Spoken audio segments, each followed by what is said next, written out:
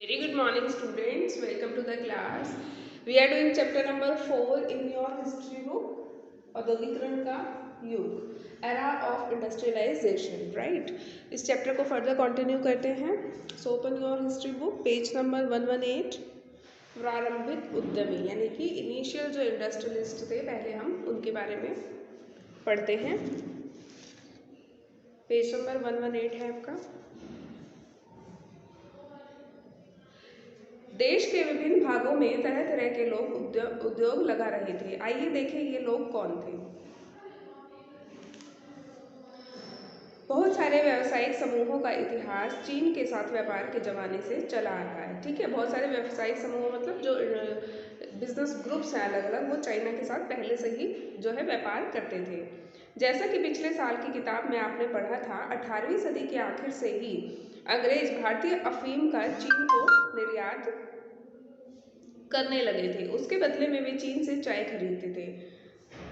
अफीम का निर्यात करते थे, एक्सपोर्ट कर देते थे, और इंपोर्ट किसको करते थे? चाय को. ठीक है, चाइना से ये जो है पहले से ही चलता आ रहा था इन सब चीज़ों का, 18वीं सदी से ही. ठीक है, तो ये चीज़ें तो कंटिन्यू थी.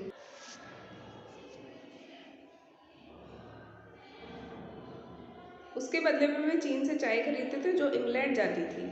इस व्यापार में बहुत सारे भारतीय कारोबारी सहायक की हैसियत में पहुंच गए थे. सहायक की हैसियत में मतलब देखो, जैसे यहाँ पे बताया ना कि चीन से खरीदा और पहुंचाया कहाँ पे? इंग्लैंड में. वे सहायक कौन कौन हो गए? देखो, वे पैसा उपलब्ध कराते थे.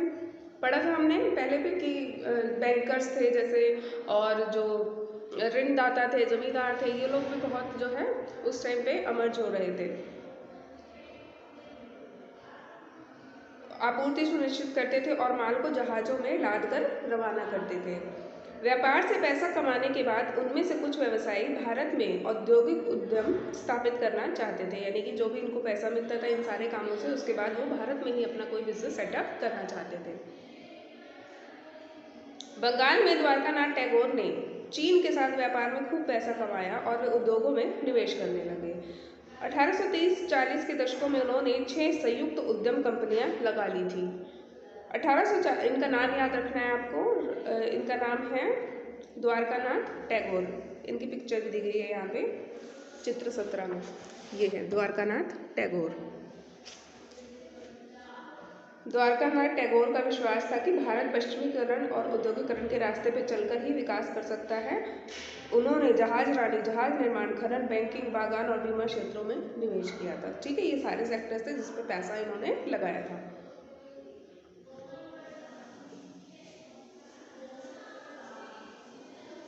1840 के दशक में आए व्यापक व्यावसायिक संकटों में औरों के साथ साथ टैगोर के उद्यम भी बैठ गए. लेकिन 19वीं सदी में चीन के साथ व्यापार करने वाले बहुत सारे व्यवसायी सफल उद्योगपति भी साबित हुए. क्या हो रहा था? देखो, लॉसेस तो इस टाइम पे सबको ही बियर करने पड़ रहे थे, लेकिन जो लोग चीन के साथ बिजनेस कर रहे थे वो थोड़े से प्रॉफिटेबल थे. बम्बई में डिनशॉ पैटेंट और आगे चलकर देश में विशाल औद्योगिक साम्राज्य स्थापित करने वाले जमशेदजी नुसरवान जी टाटा जैसे पारसियों ने आंशिक रूप से चीन को निर्यात करके और आंशिक रूप से इंग्लैंड को कच्ची कपास निर्यात करके पैसा कमा लिया था. ठीक है, तो किस तरीके से ये इनके बिजनेस स्टार्ट हुए वो आपको यहाँ पे पता लगेगा. 1917 में कलकत्ता में देश की पहली जूट मिल लगाने वाले मारवाड़ी व्यवसायी सेठ हुकुमचंद ने भी चीन के साथ व्यापार किया था. पहली जूट मिल किसने लगाई थी कलकत्ता में? मारवाड़ी व्यवसायी सेठ हुकुमचंद ने.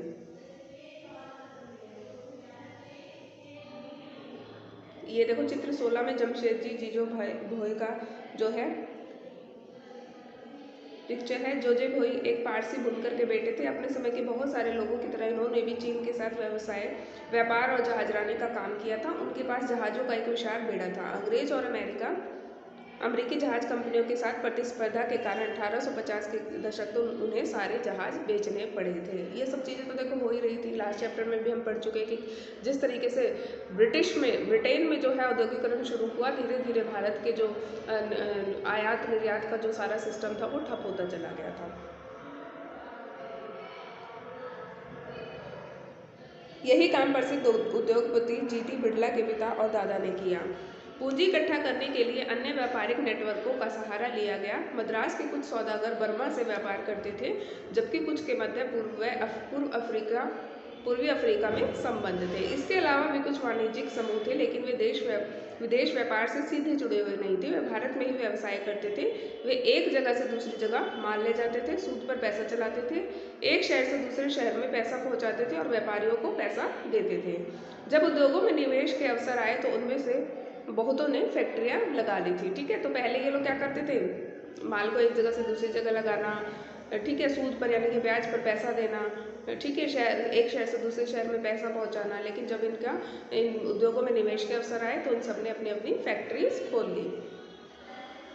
जैसे भारतीय व्यापार पर औपनिवेशिक शिकंजा कसता गया, वैसे वैसे भारतीय व्यवसायियों के लिए जगह सिकुड़ती गई। ठीक है, जैसे जैसे डच, फ्रांसीसी और ये पुर्तगीज थे और बाद में ब्रिटेन आया और अपना जो है औपनिवेशिक शासन यहाँ पे धीरे धीरे जो है अपना व्यापार के थ्रू इन्होंने जैसे जैसे प्रोग्रेस करना शुरू किया। जो लोकल मर्चेंट्स थे, लोकल व्यापारी थे, ये जो है इनके लिए जो है मार्केट शेयर कम होता गया।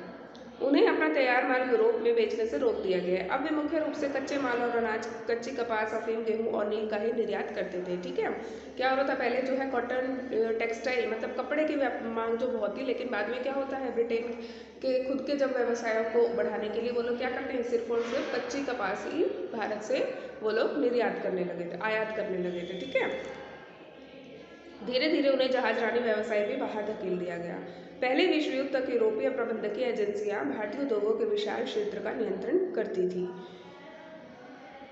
इनमें बर्ड हिगलर्स एंड कंपनी, एंड्रयू ह्यूल और जॉर्डन स्किनर एंड कंपनी सबसे बड़ी कंपनियां थी। ये एजेंसियां पूंजी जुटाती थी, संयुक्त उद्यम कंपनियां लगाती थी और उनका प्रबंधन संभालती थी। ज़्यादातर मामलों में भारतीय वित्त पोषक फाइनेंसर्स पूंजी उपलब्ध करवाते थे, जबकि निवेश और व्यवसाय से संबंधित फैसले यूरोपियन एजेंसियां लेती थी। बिजनेस कौन करता था, यूरोपियन एजेंसीज।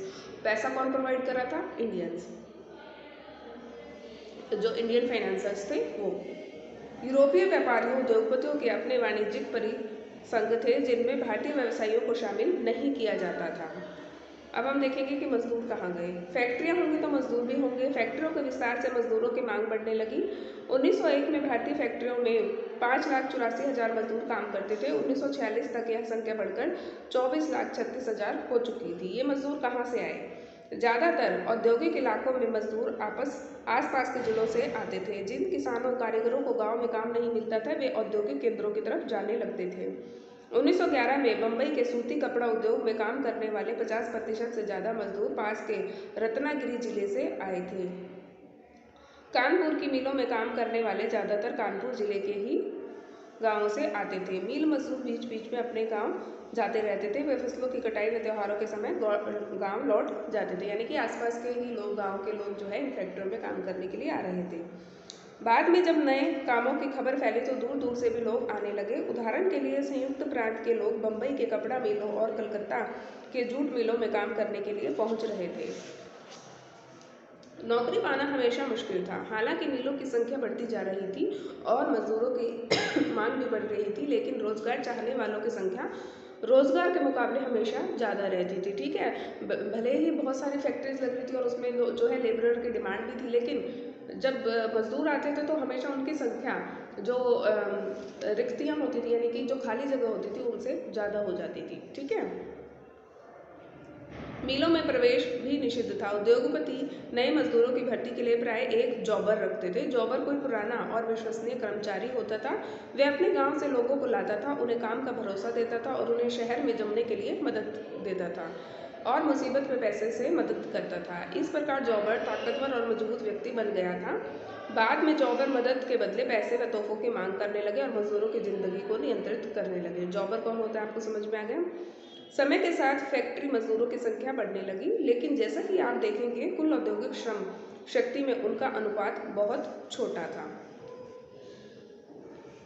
औद्योगिक विकास का अनूठापन। भारत में औद्योगिक उत्पादन पर वर्चस्व रखने वाली यूरोपीय प्रबंधकीय एजेंसियों की कुछ खास तरह के उत्पादों में ही दिलचस्पी थी। उन्होंने औपनिवेशिक सरकार से सस्ती कीमत पर जमीन लेकर चाय व कॉफ़ी के बागान लगाए और खनन, नील व जूट व्यवसाय में पैसे का निवेश किया। इनमें से ज़्यादातर ऐसे उत्पाद थे जिनकी भारत में बिक्री के लिए नहीं बल्कि मुख्य रूप से निर्यात के लिए आवश्यकता थी। यानी कि ये लोग क्या करते थे, ये अपने ही कंट्रीज़ में यानी कि यूरोपियन कंट्रीज़ में ट्रेड करने के लिए वही चीज़ें यहाँ पे प्रोड्यूस करवाते थे, ना कि भारत में इन चीज़ों को बेचने के लिए। ठीक है। 19वीं सदी के आखिर में जब भारतीय व्यावसायिक उद्योग लगाने लगे तो उन्होंने भारतीय बाजार में मैनचेस्टर की बनी चीज़ों से प्रतिस्पर्धा नहीं की। भारत आने वाले ब्रिटिश मालों में धागा बहुत अच्छा नहीं था, इसलिए भारत के शुरुआती सूती मिलों में कपड़े के बजाय मोटे सूती धागे ही बनाए जाते थे। जब धागे का आयात किया जाता था तो वह हमेशा बेहतर किस्म का होता था। भारतीय कताई मिलों में बनने वाले धागे का भारत के हथकरघा बुनकर इस्तेमाल करते थे या उन्हें चीन को निर्यात कर दिया करते थे। 20वीं सदी के पहले दशक तक भारत में औद्योगिकरण का ढर्रा कई बदलावों की चपेट में आ चुका था। स्वदेशी आंदोलन को गति मिलने से राष्ट्रवादियों ने लोगों को विदेशी कपड़े के बहिष्कार के लिए प्रेरित किया।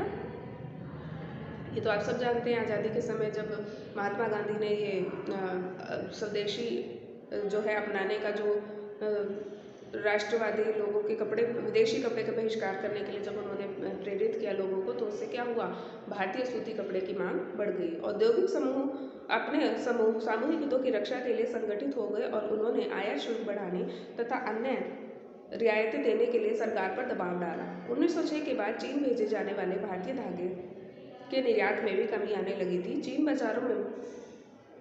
चीन और जापान की मिलों के उत्पाद छा गए थे। फलस्वरूप भारत के उद्योगपति धागे के बजाय कपड़ा बनाने लगे। 1900 से लेकर 1912 के बीच के भारत में सूती कपड़े का उत्पादन दोगुना हो गया था, क्योंकि जैसे जैसे डिमांड बढ़ रही थी, जैसे जैसे जो कंपटीशन बढ़ रहा था, वैसे वैसे प्रोडक्शन भी लगातार ये लोग बढ़ाते जा रहे थे। पहले विश्व युद्ध तक औद्योगिक विकास धीमा रहा। युद्ध ने एक बिल्कुल नई स्थिति पैदा कर दी थी। ब्रिटिश कारखाने सेना की ज़रूरतों को पूरा करने के लिए युद्ध संबंधी उत्पादन में व्यस्त थे। ठीक है, क्या कर रहे थे ये लोग, युद्ध संबंधी चीज़ों को जो है बना रहे थे। इसलिए भारत में मैनचेस्टर के माल का आयात कम हो गया। भारतीय बाजारों को रातों रात एक विशाल देशी बाजार मिल गया। युद्ध लंबा खिंचा तो भारतीय कारखानों में भी फौज के लिए जूट की बोरियां, फौजियों के लिए वर्दी के कपड़े, टेंट और चमड़े के जूते, घोड़े व खच्चर की जीप तथा बहुत सारे अन्य सामान बनने लगे। नए कारखाने लगाए गए। ठीक है, पुराने कारखाने कई पालियों में चलने लगे। बहुत सारे नए मजदूरों को काम पर रखा गया और हर एक को पहले से भी ज़्यादा समय तक काम करना पड़ता था। युद्ध के दौरान औद्योगिक उत्पादन तेजी से बढ़ा। युद्ध के बाद भारतीय बाजार में मैनचेस्टर को पहले वाली हैसियत कभी हासिल नहीं हो पाई। आधुनिकीकरण न कर पाने और अमेरिका, जर्मनी व जापान के मुकाबले कमजोर पड़ जाने के कारण ब्रिटेन की अर्थव्यवस्था चरमरा गई थी। कपास का उत्पादन बहुत कम हो गया था और ब्रिटेन से होने वाले सूती कपड़े के निर्यात में जबरदस्त गिरावट आई। उपनिवेशों में विदेशी उत्पादकों को हटाकर स्थानीय उद्योगपतियों ने घरेलू बाजारों पर कब्जा कर लिया और धीरे धीरे अपनी स्थिति मजबूत बना ली। ये आपको अब समझ में आ रहा होगा, जो लास्ट चैप्टर हमने पढ़ा था उसमें किस तरीके से देखो वर्ल्ड वॉर के बाद जो है ब्रिटेन कर्जे में डूब जाता है। अमेरिका ने क्योंकि उसको कर्जा प्रोवाइड किया था, ठीक है, तो अमेरिका तो एक बहुत बड़ा जो है देश उभर के आता है, एक बड़ी इकोनॉमी बन के उभर के आती है। लेकिन ब्रिटेन के साथ क्या हुआ, यहाँ आपको और ज़्यादा उसका एक्सटेंशन बताया गया उन्हीं चीज़ों का। ठीक है, फिर क्या हो रहा था, लोकल जो बिजनेसमैन थे वो ग्रो करने लगे। लघु उद्योगों की बहुतायत मतलब बहुत रैपिडली वो इंक्रीज हो रहे थे। हालांकि युद्ध के बाद फैक्ट्री उद्योगों में लगातार इजाफा हुआ, लेकिन अर्थव्यवस्था में विशाल उद्योगों का हिस्सा बहुत छोटा था। विशाल उद्योग कौन से होंगे, जो लार्ज स्केल इंडस्ट्रीज होती हैं। उनमें से ज़्यादातर 1911 में 67% बंगाल और बम्बई में स्थित थे। बाकी पूरे देश में छोटे स्तर के उत्पादन का ही दबदबा रहा। पंजीकृत फैक्ट्रियों में कुल औद्योगिक श्रम शक्ति का बहुत छोटा हिस्सा ही काम करता था। यह संख्या 1911 में 5% और 1931 में 10% थी। बाकी मशहूर गली मोहल्लों में स्थित छोटी छोटी वर्कशॉप और घरेलू इकाइयों में काम करते थे। ठीक है, जिनको हम कॉटेज इंडस्ट्री कहते हैं। कुछ मामलों में तो 20वीं सदी के दौरान हाथ से होने वाले उत्पादन में दरअसल इजाफा हुआ था। यह बात हथकरघा क्षेत्र के बारे में भी सही है, जिसकी हमने पीछे चर्चा की थी। सस्ते मशीन निर्मित धागे ने 19वीं सदी में कताई उद्योग को तो खत्म कर दिया था, लेकिन तमाम समस्याओं के बावजूद बुनकर अपना व्यवसाय किसी तरह चला रहे थे। 20वीं सदी में हथकरघों पर बने कपड़े के उत्पादन में लगातार सुधार हुआ। 1900 से 1940 के बीच यह 3 गुना हो चुका था। लेकिन ऐसा कैसे हुआ, ये जानना जरूरी है। इसके पीछे आंशिक रूप से तकनीकी बदलावों का हाथ था, और अगर लागत में बहुत ज़्यादा इजाफा ना हो और उत्पादन बढ़ सकता हो तो हाथ से काम करने वालों को नई तकनीक अपनाने में कोई परेशानी नहीं होती है। ठीक है, तो 2 चीज़ें उन्होंने बताई कि यदि जो मुनाफा है, देखो अगर लागत में बहुत ज़्यादा यानी कि जो कॉस्ट है वो बहुत ज़्यादा ना बढ़े और उत्पादन बढ़ सकता हो, तो हाथ से काम करने वाले लोगों को भी जो नई टेक्नोलॉजी होती है उससे ज़्यादा परेशानी नहीं होती। उनको परेशानी कब होती है, जब मशीन को इंस्टॉल करवाने में ही उनको ज़्यादा पैसा लगाना पड़े, यानी कि उनकी लागत ही बहुत ज़्यादा है, तब वो रेसिस्ट करते हैं कि हमें टेक्नोलॉजी नहीं चाहिए। ठीक है, इसलिए 20वीं सदी के दूसरे दशक तक आते आते हम ऐसे बुनकरों को देखते हैं जो फ्लाई शटल वाले कर्गों का इस्तेमाल करते थे। फ्लाई शटल क्या होता है? यह रस्सियों और पुलियों के जरिए चलने वाला एक यांत्रिक औजार है जिसका बुनाई के लिए इस्तेमाल किया जाता है। यह क्षैतिज धागे का लंबवत धागे पर में पिरो देता है। फ्लाई शटल के आविष्कार से बुनकरों को बड़े कर्गे चलाना और चौड़े अरज का कपड़ा बनाने में काफ़ी मदद मिली। इससे कारखानों के उत्पादन की क्षमता बढ़ी, उत्पादन तेज हुआ और श्रम की मांग में कमी आई, क्योंकि देखो मशीन है, मशीन से ज़्यादा काम होगा तो श्रम की मांग में तो कमी होगी। 1941 तक भारत में 35% से ज़्यादा हथकरघों में फ्लाई शटल लगे होते थे। त्रावणकोर, मद्रास, मैसूर, कोचीन, बंगाल आदि क्षेत्रों में तो ऐसे हथकरघे 70 से 80% तक थे, यानी कि इतना ज़्यादा मतलब इन हथकरघों को फ्लाई शटल वाले हथकरघों को जो ये छोटे व्यवसायी थे, बुनकर थे, इन्होंने जो है अपना लिया था।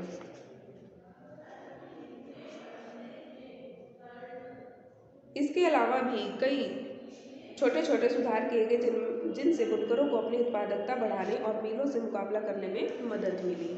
मिलों के साथ प्रतिस्पर्धा का मुकाबला कर पाने के मामले में कुछ बुनकर औरों से बेहतर स्थिति में थे, यानी कि कम्पीट करने के लिए वो लोग ज़्यादा बेहतर स्थिति में थे। बुनकरों में से कुछ मोटा कपड़ा बनाते थे जबकि कुछ महीन किस्म के कपड़े बुनते थे। मोटे कपड़े को मुख्य रूप से गरीब ही खरीदते थे और उनकी मांग में भारी उतार चढ़ाव आते रहते थे। ठीक है, क्योंकि गरीब तो जब भी खरीद पाएगा जब उसके पास पैसे होंगे, तो इसमें लगातार जो है फ्लक्चुएशंस बनी रहती थी। खराब फसल और अकाल के समय जब ग्रामीण गरीबों के पास खाने को कुछ नहीं होता था और नकद आय के साधन खत्म हो जाते थे, तो वे कपड़ा नहीं खरीद सकते थे और बेहतर किस्म के कपड़े की मांग खाते पीते तबके में ज़्यादा थी, उनमें उतार चढ़ाव कम आते थे। जब गरीब भूखों मर रहे होते थे तब भी अमीर यह कपड़ा खरीद सकते थे। अकालों से बनारसी या बालूचरी साड़ियों की बिक्री पर असर नहीं पड़ता था, क्योंकि ये क्या होती है, ये तो महंगी होती है और महंगी चीज़ों को कौन खरीद रहा था, जो अमीर लोग थे। वैसे भी जैसा कि आप देख चुके हैं, मील विशेष प्रकार की बुनाई की नकल नहीं कर सकते थे। बुने हुए बॉर्डर वाली साड़ियों को या मद्रास की प्रसिद्ध लुंगियों की जगह ले लेना मीलों के लिए आसान नहीं था।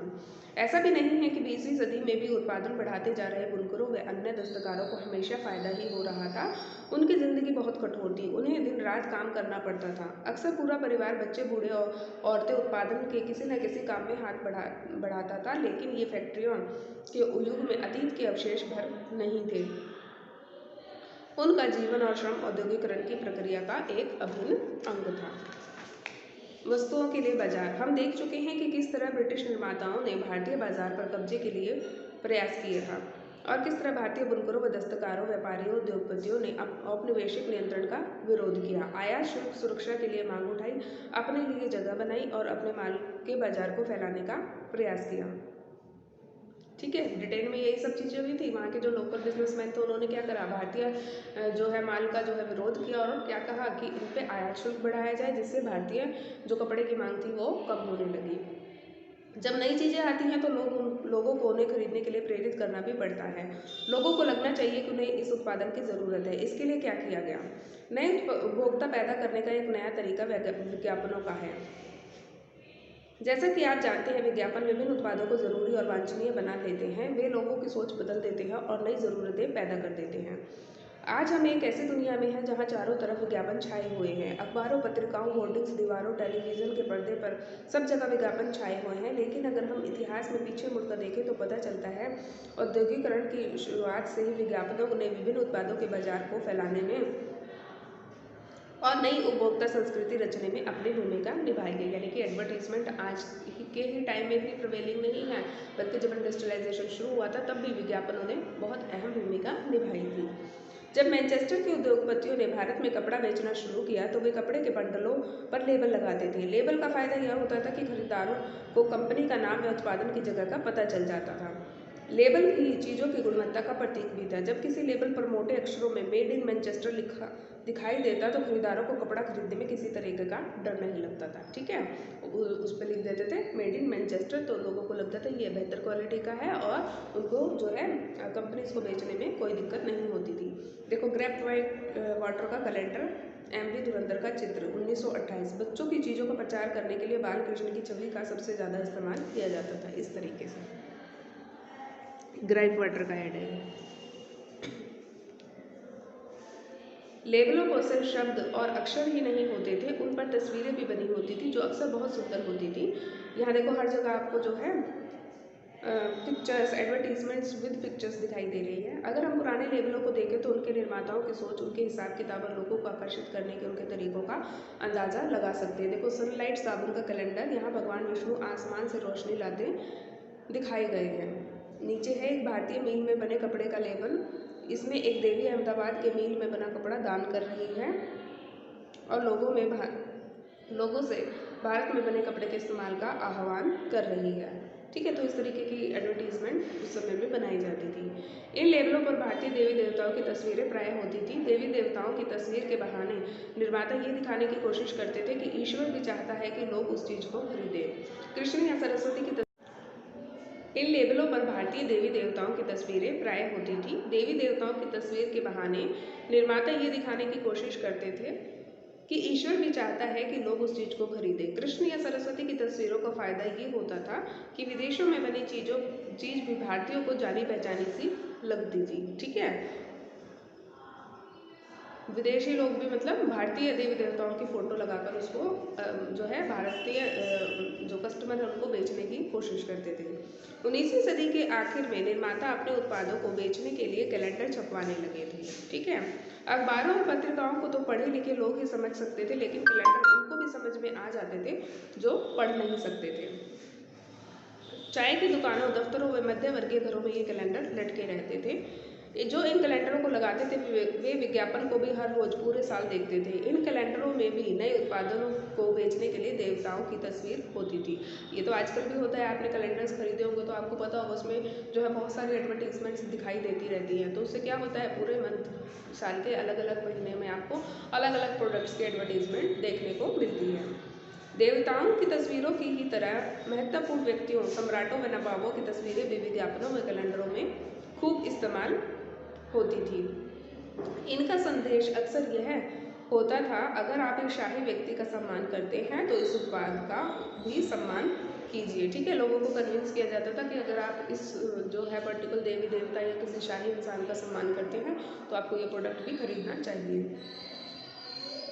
अगर इस उत्पाद को राजा इस्तेमाल करते हैं तो या उसे शाही निर्देश बनाया गया है तो उसकी गुणवत्ता पर सवाल खड़ा नहीं किया जा सकता। जब भारतीय निर्माताओं ने विज्ञापन बनाए तो उनमें राष्ट्रवादी संदेश साफ दिखाई देता था। ठीक है, भारतीय निर्माता क्या करते थे, राष्ट्रवाद का संदेश देते थे अपने प्रोडक्ट्स को बेचते समय। इनका आशय यह था कि अगर आप राष्ट्र की परवाह करते हैं तो उन चीज़ों को खरीदिए जिन्हें भारतीयों ने बनाया है। ठीक है, यानी कि मेड इन इंडिया चीज़ों को प्रमोट करते थे, ये कह के कि अगर आप अपने राष्ट्र की, अपने भारत की परवाह करते हैं तो आपको मेड इन इंडिया प्रोडक्ट्स ही खरीदने चाहिए। ये विज्ञापन स्वदेशी के राष्ट्रवादी संदेश के वाहक बन गए थे।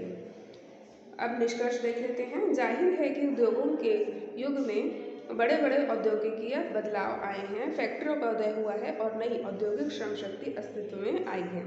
लेकिन जैसा कि आपने देखा है, इस युग में हाथ से बनने वाली चीज़ें और छोटे पैमाने का उत्पादन भी औद्योगिक भूदृश्य का एक महत्वपूर्ण हिस्सा रहा है। चित्र 1 और 2 को दोबारा देखिए, बताइए कि ये छवियाँ क्या दर्शाती हैं। आप देखें, पूरा चैप्टर पढ़ लिया आपने, रीड आउट कर लिया है, चैप्टर भी आपका कंप्लीट होता है।